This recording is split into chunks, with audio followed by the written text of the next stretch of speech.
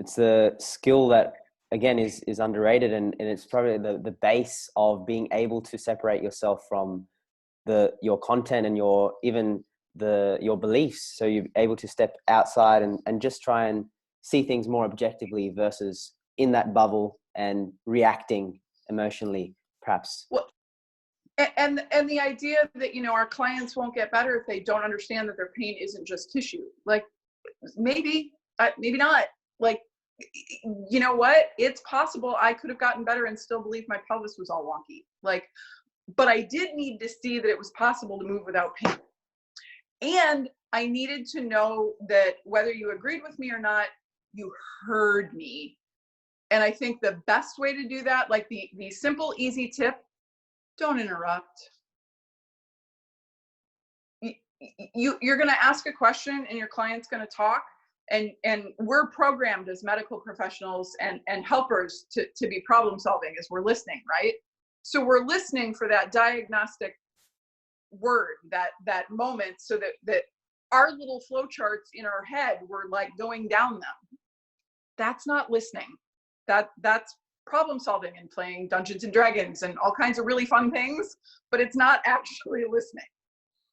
To listen, all you're doing is focusing on that person and what they're saying so that you can ask them, did I hear this right?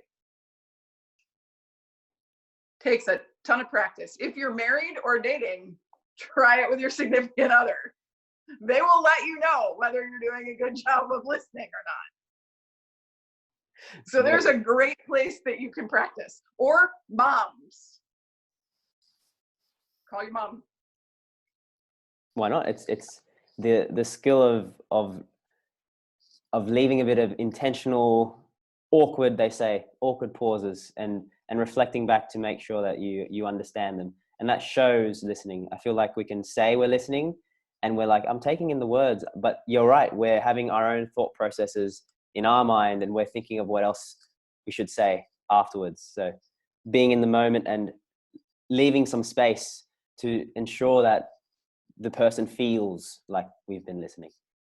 Yes. And quite frankly, if you do that at the beginning of every appointment and the beginning, especially of that first appointment, you're light years ahead of almost every other provider that individual has seen.